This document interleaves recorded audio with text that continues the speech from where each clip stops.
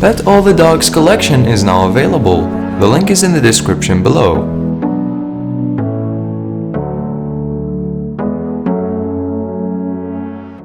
What is up, you guys, and welcome into our awesome channel. Before we start, make sure to subscribe to see our daily entertaining videos and make sure to hit the notification button to stay tuned.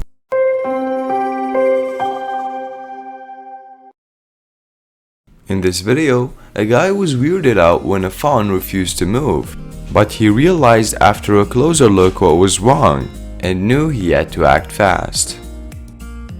They had been driving through a heavily wooded area, and encounters with wildlife were not unusual, but he had never been in a situation like this. Looking around at his friends' faces, he tried to see if any of them knew what to do. He suspected that the rest of his friends had never been in a situation like this either. That being said, they all knew that they couldn't just leave it be. They knew they had to act, and they had to do it now. When they set out that day, Steve Knoop never knew he'd find himself in such a situation. Despite having lived in a rural community for a long time, neither he nor his friends had any idea of what they were about to face. The road they were driving on rarely had any traffic as it bordered the woods. They were chatting and having a good time. Then suddenly, Steve slammed on the brakes. Steve's friends, bewildered by the sudden halt, scolded him for such daring action, and then they saw it. They first thought that it was an animal that had been hit by a car. There was a small brown lump in the middle of the road. Not seeing any other evidence of an accident and seeing that there were no cars around, they got out to investigate, and that's when things only got stranger.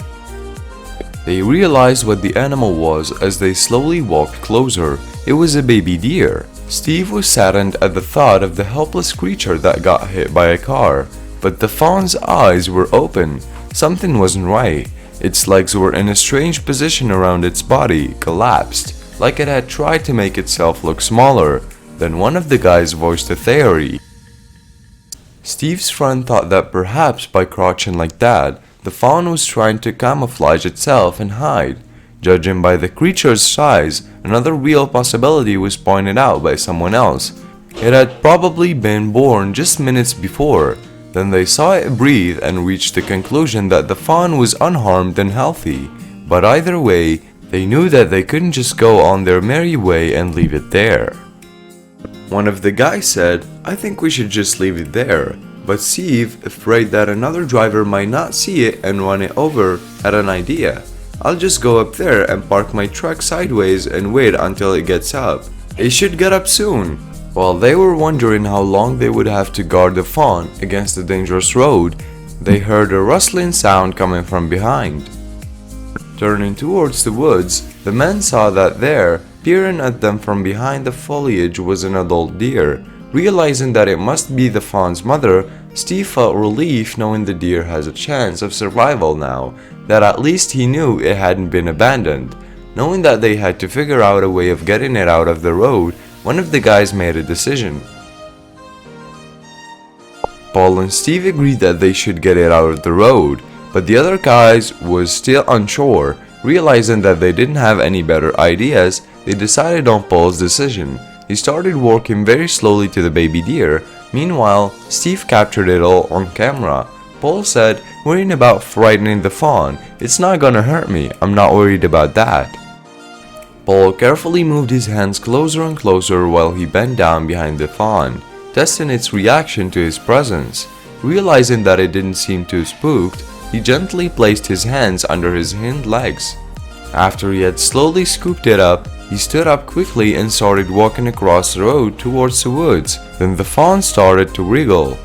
The fawn started trying to get out of Paul's hands, moving its legs just as he stepped out of the road and onto the grassy shoulder. One of the guys said, "Don't drop it." Luckily, Paul had a strong grip that enabled him to lower the fawn closer to the ground. And then he let go. Suddenly, the baby deer leaped into the woods and away to where his mother was waiting. The guy stood in amazement. Paul turned to look at his friends with an ecstatic look on his face as soon as he saw the fawn leaping towards his mother. "Yeah!" he shouted. With his arms in the air, the other men were also delighted that the mission was accomplished. One of them exclaimed that it was awesome. Steve, knowing what a remarkable moment it had been, decided to post the video online, but reactions differed. Some people were critical and noted that the fawn's mother was right there and the fawn would probably have made its way back to her if the guys had left it alone. However, most people praised Paul's action for helping save the baby deer.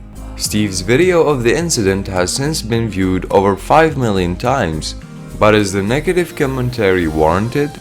As a person, it is normal to worry that a baby by itself may be in trouble. But according to the Virginia Beach Society for the Prevention of Cruelty to Animals, female deer do tend to leave their fawns on their own while it's light out, and they always come back. Most of the time, it is best to leave them alone because handling them could lead to dire consequences.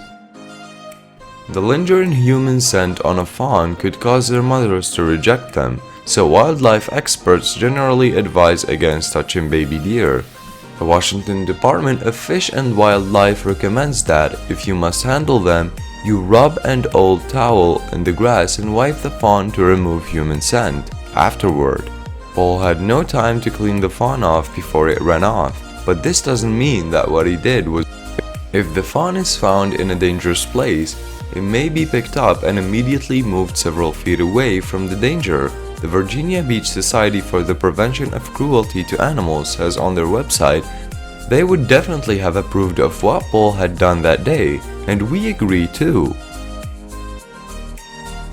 So guys, make sure to leave us your comments on what Paul did for the deer, and make sure to leave us a like if you enjoyed the video, and peace out.